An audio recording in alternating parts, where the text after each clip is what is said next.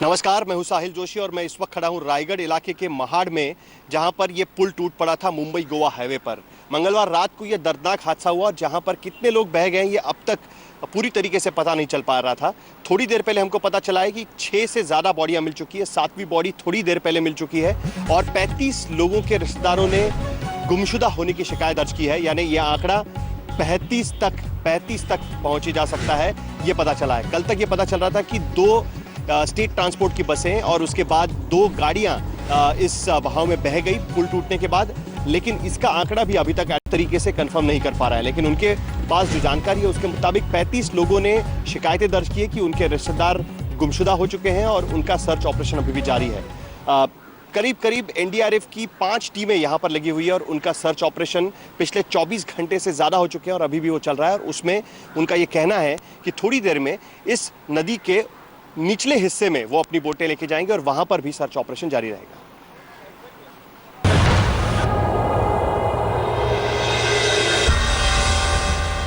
रात से सुबह, सुबह से रात और रात से फिर सुबह हो गई, लेकिन जिंदगी की कोई रोशनी सामने नहीं आई। लंबी तलाश के दौरान करीब 34 घंटे बाद मिला पहला सुराग, हादसे वाली जगह से 100 किलोमीटर दूर। उसके बाद मिला दूसरा सुराग, हादसे वाली जगह से 14 किलोमीटर दूर। लेकिन ये शुरुआती सुराग भी खुशी नहीं, अपने साथ लपेटे हुए थे गम की चादर।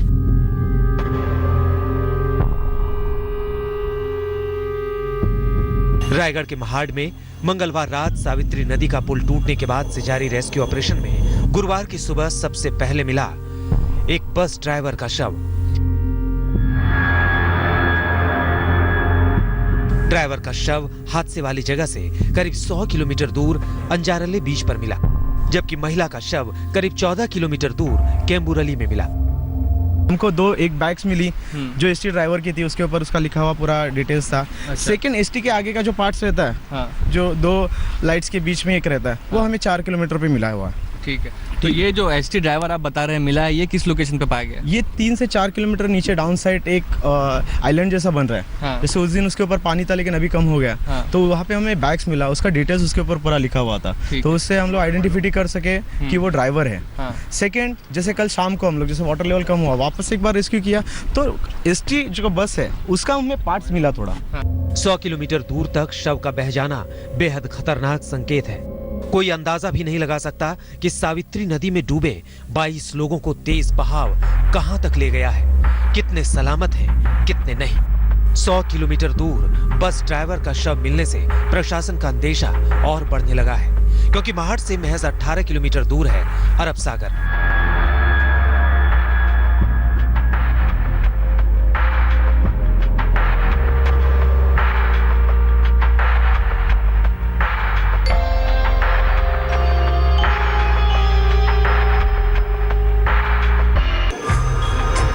प्रशासन का सबसे बड़ा खौफ यही है कि अगर पानी में डूबे लोग बहते हुए समंदर की ओर चले गए तो उनको तलाश करना बेहद मुश्किल हो जाएगा।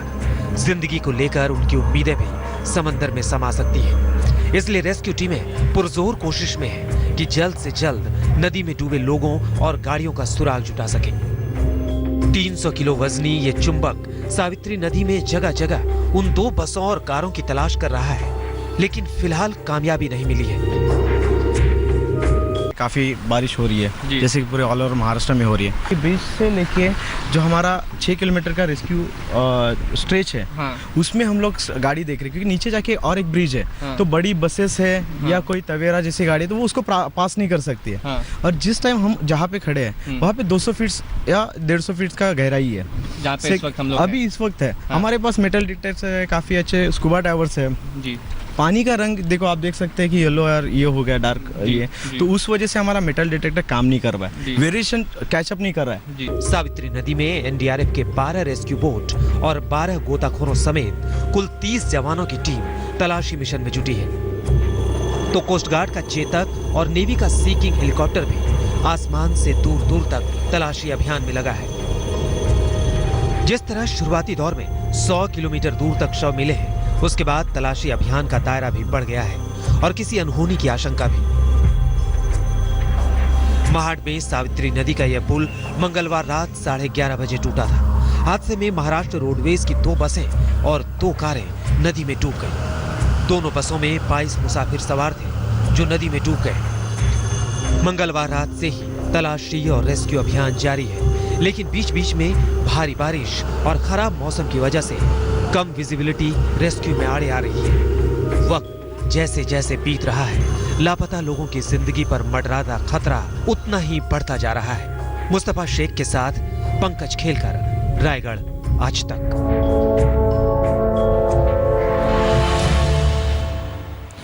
तो महज 20 किलोमीटर की दूरी पर अरब सागर है, तो जाहिर सी बात है कि डर इस बात का है कि इतने बड़े बहाव में, इतने तेज बहाव के साथ जो शव है वो बहकर कहीं अरब सागर में तो नहीं चले गए। ज़्यादातर बॉडीज़ आसपास के इलाके से मिली है और एनडीआरएफ को शिकायत इसी बात की है कि इतनी बड़ी बस, कई टनों की बस रिवर बेड के पास तो नहीं मिल पा रही है, दूर जाने की कोशिश उनकी तरफ से चल रही है। थोड़ी देर पहले एक 7वीं बॉडी रिकवर की गई थी रिवर बेड से, और जहां पर एनडीआरएफ की टीम अंदर गई थी, किस तरीके से उस शव को वहां पर निकाला गया और ये ऑपरेशन लगातार चल रहा है, उसका जायजा लिया हमारे संवाददाता मुस्तफा शेख ने। हम यहाँ इस वक्त सावित्री नदी में हैं। आप देख सकते हैं कि रेस्क्यू ऑपरेशन जारी है, बॉडीज़ लाई जा रही हैं, अब भी आइडेंटिफिकेशन का प्रोसेस चालू है। ये 7वीं बॉडी है आज सुबह से जो मिली है। 100 किलोमीटर दूर तक बॉडीज़ पाई जा रही हैं। इस वक्त एनडीआरएफ की एजेंसीज हैं जिनको ये बॉडी कुछ 15 से 20 किलोमीटर दूर मिली है। इस जो ब्रिज गिरा है उससे अब इस बॉडी को हॉस्पिटल ले जाकर इसकी शिनाख्त की जाएगी। ये उम्मीद लगाया जा रहा है कि रेस्क्यू ऑपरेशन में ऐसी कई बॉडीज़ और मिलने की आशंका है, क्योंकि जो अलग अलग टीमें हैं वो अलग अलग जगहों पर गई हुई है इस वक्त, और यही कोशिश है कि जल्द से जल्द सारी बॉडीज़ मिल सके, ताकि 2 दिन से जो प्रयास चालू है रेस्क्यू अथॉरिटीज़ का, वो प्रयास जल्द से जल्द पूरा हो सके। कई लोग हैं जो अपने परिजनों के आने का इंतज़ार कर रहे हैं, कई लोग हैं जिनके जानने वाले मिसिंग हैं, अभी तक लोगों को ये भी पता नहीं है परिवार वालों को उनके साथ क्या हुआ है। तो ऐसी समस्या में यही कोशिश रहेगी कि जल्द से जल्द सारे जो मिसिंग लोग हैं वो मिल सके। कैमरा पर्सन गोपाल हरने के साथ मुस्तफा शेख, आज तक। तो ये सब काफ़ी मुश्किल सर्च ऑपरेशन माना जाए, क्योंकि रेस्क्यू ऑपरेशन तो तब कहेंगे जब कोई जीवित होने की आशंका उसमें होती है, लेकिन एनडीआरएफ को अब लग रहा है 24 घंटे बीत चुके हैं, उसके बाद उनको लगता है कि कोई जीवित होने की आशंका काफ़ी कम है। और किस तरीके से ये सर्च ऑपरेशन चल रहा है, हमने खास ड्रोन कैमरा अपने दर्शकों के लिए लाया और दिखाने की कोशिश की कि किस तरीके से आखिरकार ये सर्च ऑपरेशन किया जा रहा है। आप देख सकते हैं कि ये जो ब्रिज टूटा हुआ था किस तरीके से जर्जर हालत में था, और उसके बाद एनडीआरएफ की टीम लगातार 12 बोट्स एनडीआरएफ की टीम को दी गई है। उसके साथ ही जो प्रोफेशनल रिवर राफ्टिंग जो यहाँ पर करते हैं उनके साथ डाइवर्स उनके साथ मदद करने के लिए जो मैग्नेट्स लेकर इन बोट्स में बैठकर नदी के अंदर वाली पात्र की तरफ जाते हैं, और जहाँ पर मैग्नेट अंदर डाल के ये ढूंढने की कोशिश होती है कि क्या कोई मेटल सब्जेक्ट यानी बस या कोई गाड़ी का सब्जेक्ट वहाँ पर मिल तो नहीं रहा है, ये देखने की लगातार कोशिश चल रही है। उसके साथ ही एक और कोशिश अगर आप तस्वीरों में देख सकते हैं तो आप देख सकेंगे कि पुल पर एक क्रेन लगाई गई थी, जहाँ पर एक एंकर लगाकर वो एंकर पानी के अंदर छोड़ा गया था कि अगर कोई बस या मेटल ऑब्जेक्ट वहाँ पर अटका हुआ है तो उसको पकड़कर उसको खींचा जा सके। और हमारे साथ इस वक्त एनडीआरएफ के कमांडेंट भी मौजूद है और हम उनसे जानने की कोशिश करेंगे कि ये जो ऑपरेशन है ये कब तक चलने की उनको उम्मीद है। ये बताइए कि हम देख रहे हैं कि पिछले 24 घंटे से आपका ये ऑपरेशन चल रहा है। हमने देखा कि क्रेन पर आपने एक एंकर लगाया था, उससे भी आपने रोकने की कोशिश की, अब अंदर आपके बोट्स जा रही है। क्या आपको लगता है कि इतनी मुश्किलें आपको मिलेंगी, क्योंकि आमतौर पर बस अमूमन यहीं पर मिल जाती है अगर ब्रिज से गिरती है? देखिए, आप लोग देख ही रहे होंगे कि हमने सब तरह के एफर्ट्स जो हैं वो कर रहे हैं और किए हैं, लेकिन हमने आशा नहीं छोड़ी है।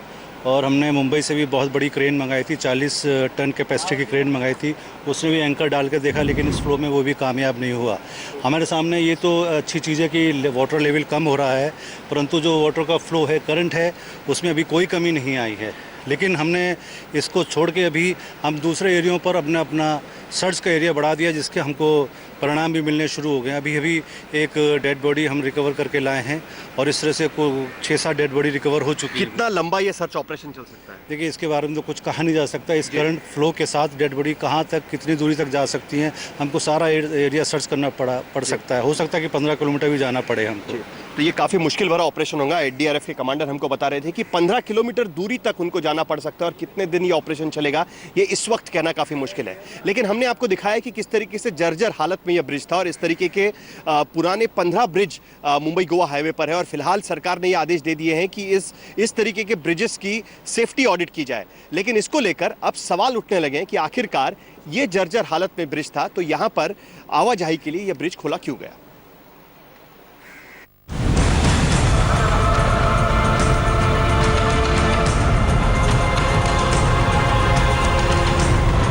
इस खस्ताहाल पुल पर ऐसा हादसा किसी भी वक्त हो सकता था जो मंगलवार रात को हुआ। ऐसा हादसा जिसे सुनकर कलेजा कांप उठा। ऐसा हादसा जहां लापता लोगों में कुछ एक के शव मिले, जिंदगी नहीं, और बाकी 2-3 से लापता है।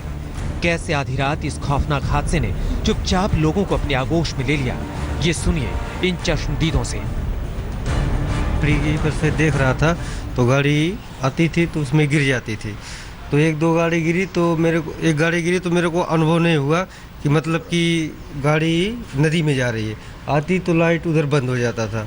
एक बार देखा, दोबारा देखा तो गाड़ी आई, 4 व्हीलर था, तो उसमें जाके गिर गया।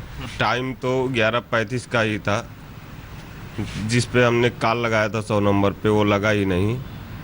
और उसके 5 मिनट बाद 5-7 मिनट बाद पुलिस आ गई, अपना उधर से काम चालू किया उन्होंने। और कोई किसी आदमी के शोर या ऐसा कुछ सुनाई नहीं दे रहा था, खाली गाड़ियों की हेडलाइट बंद हो रही थी, उससे आपने अंदाजा लगाया कि गाड़ियां ब्रिज में नदी में गिर रही हैं। उधर कोई शोर गुल नहीं हो रहा था। सवाल यह है कि जब पुल इतना जर्जर हो चुका था तो आखिर किसी ने इस पर ध्यान क्यों नहीं दिया। देखिए पुल की ये कमजोर हो चुकी दीवारें, जिन पर लिपटी हैं पेड़ पौधों की जड़ें, जो दीवारों को और कमजोर कर रही हैं, क्योंकि इन जड़ों के साथ नमी और सीलन आती है। ये जो पुल आपको दिखाई दे रहा है ये सावित्री नदी पर बना हुआ है और ये वो हिस्सा है कि जो टूटा नहीं है। उस तरफ अगर हम देखेंगे तो तकरीबन 8 ऐसे इस पुल के जो पिलर थे, स्तंभ थे, वो गिर चुके हैं। अब बात ये भी निकल रही है कि इतने पुराने जो पुल है उनकी वजह से ये शायद ये टूट गया है। पुल का जो रख रखाव है उसमें भी लापरवाही हुई है, ये साफ दिखाई पड़ रहा है। पुल पर काफ़ी पीपल के और बाकी छोटे छोटे पेड़ है, पौधे हैं कि जो यहाँ पर साफ करने चाहिए थे। वक्त आने पर उनको वहाँ से निकाल देना चाहिए था ताकि इसका जो रख रखाव है वो सही रहता और आज की दुर्घटना नहीं होती। कोंकण इलाके से ही कांग्रेस सांसद हुसैन दलवाई का कहना है कि उन्होंने कई बार सरकार को खस्ताहाल सड़कों और पुल के बारे में बताया, लेकिन सरकार ने कोई ध्यान नहीं दिया। खास बात यह है कि कांग्रेस सांसद का इल्जाम खुद अपनी सरकार पर भी है। इसके बारे में बार बार फोन किया, मैं देवेंद्र फडणवीस को 3-4 लेटर लिखे, मैं गडकरी साहब को 3-4 लेटर लिखे कि इसकी मरम्मत तो करो। तो आप डेवलपमेंट का काम, 4 वेज होने का काम होता रहेगा। वो अभी आज प्रेस में आया कि जल्दी होगा ही नहीं, क्योंकि उसके लिए जो फंड देने पड़ते। सरकार को भी आपने चेतावनी? बिल्कुल, मेरी सरकार को भी चेतावनी दी थी। इतना ही नहीं, जब हादसा हो गया उसके बाद रेस्क्यू के काम में भी सुस्ती दिखाई गई। मंगलवार रात 11:30 बजे हुए हादसे में चश्मदीदों के फोन के बाद भी रेस्क्यू का काम बुधवार सुबह करीब 9 बजे से शुरू हुआ। तो आपने देखा कि किस तरीके से लगातार सर्च ऑपरेशन जारी है, लेकिन उसके साथ यहाँ पर रिश्तेदारों की भी भीड़ लगी हुई है। रिश्तेदारों में 35 अब तक ऐसी शिकायतें आई है कि उनके अपने गुमशुदा है और उनके इंतज़ार में कई लोग यहाँ पर इकट्ठा है कि जानने के लिए कि क्या वो सलामत है या नदी का बहाव उन्हें ले डूबा है। ऐसे ही किसी एक शख्स से हमारे संवाददाता मुस्तफ़ा ने बात की और उनसे लगातार संपर्क करने की कोशिश हम कर रहे हैं। ये राजापुर बोरौली गाड़ी में थे तो 7 बजे हमको फ़ोन आया गाड़ी में बैठने के बाद। उसके बाद में फ़ोन स्विच ऑफ आ रहा था, इसीलिए बम्बई में पूछा क्या भाई पहुंच गई क्या बम्बई में, तो नई मालूमात हो गई। तो इसीलिए फिर मैं बार बार फ़ोन लगाते रहा, लेकिन फ़ोन कुछ स्विच ऑफ आ रहा था, उसका कुछ मालूमात नहीं। तो फिर हम लोग इधर तहसीलदार लांजे से तहसीलदार ऑफिस से फ़ोन आया कि ऐसा ऐसा गाड़ी का ये हो गया है, उसके ऊपर से हमको मालूमात हो गई। मैं बोलना चाहूँगा कि जैसे अभी पानी कम है तो जल्दी जल्दी से ढूंढना चाहिए, कोशिश करना। हम लोग 36 आवर्स से यहाँ पे खड़े यार, हम लोग सोए नहीं, जागे बैठे, तो कुछ तो करना चाहिए, जल्दी जल्दी ढूंढने की कोशिश करना चाहिए। आप आ रहे हो बैठ रहे हो, मतलब नहीं है उससे ना। प्रशासन का काम चालू है लेकिन अभी तक मिला नहीं कुछ, बराबर, इसलिए हम बहुत तंग हुए। बराबर है। आपके पिताजी के बारे में कुछ आपको कलेक्टर या किसी ने कुछ इन्फॉर्मेशन दी है? क्या पुलिस स्टेशन में दिया है, पुलिस स्टेशन में दिया है चिपलून में हमारे सिटी में, फिर यहाँ पे भी दिए है। उन्होंने बोला ठीक है एनसी करवा के लिए चार्ट ये बना के, बाकी कुछ नहीं इस्तेमाल। ये लोग कल जयगढ़ से निकले, बॉम्बे की तरफ जा रहे थे। वो लोग रात में कुछ 10:30 बजे चिपलून में खाना खाया, उसके बाद से उनका कोई कांटेक्ट नहीं है। ठीक है, तो ये कौन फैमिली है, कितने लोग थे इस गाड़ी में? ये गाड़ी में तकरीबन 7 लोग थे जी। और जयगढ़ के लोग हैं। क्या नाम है? जो नंदू केदारी करके है, उनकी ही रिलेटिव है कोई। ठीक है, ठीक है। और गाड़ी का नंबर क्या है, पढ़ के बताइए। गाड़ी का नंबर है MH04 GD 7837। टोटल 7 लोग हैं उसमें। ठीक है, तो ये जो तवेरा व्हाइट कलर की 2 लोग मिले हैं, उन 2 लोगों में से कोई आइडेंटिफाई हुआ है? नहीं, अभी तक आइडेंटिफाई नहीं। तो आप क्या प्रयास कर रहे हैं? अथॉरिटी से आपने पुलिस को अप्रोच किया है? किया बता दिया उनको सब। तो उनका क्या बोलना है? तलाश जारी है और कर रहे हैं अच्छी तरीके से वो लोग। ये कैसे ये कंफर्म है कि ये इस ब्रिज पे थे तब ये हादसे में गाड़ी भाई, ये कैसे आप? अभी उनका कांटेक्ट ही नहीं हो रहा है। हाँ। जबकि वो बॉम्बे की तरफ निकले तो यही रूट है ना। डिस्टेंस चिपलून से इतना है कि 1 घंटे का रास्ता इधर टाइम लगता है यहाँ तक पहुँचने के लिए। चिपलून यहाँ से तकरीबन 70 किलोमीटर है। सवा घंटा। इससे ये आशंका लगाई जा सकती है कि उनका कुछ पता नहीं चल रहा है। इसके लिए हमें डर है, तो इसके लिए आपको हम इन्फॉर्मेशन दे रहे हैं। आपको तो ये इंतजार की घड़ियां अभी भी खत्म नहीं होगी, क्योंकि अभी अभी एनडीआरएफ के कमांडेंट हमको बता चुके हैं कि सर्च ऑपरेशन इसी तरह जारी रहेगा और काफ़ी मुश्किल भरा ये सर्च ऑपरेशन होगा। 15 किलोमीटर दूरी तक भी उनको जाना पड़ सकता है, क्योंकि अभी तक केवल 7 बॉडीज वो रिकवर कर चुके हैं। हमारी कवरेज इस तरह जारी रहेगी, आप देखते रहिए आज तक।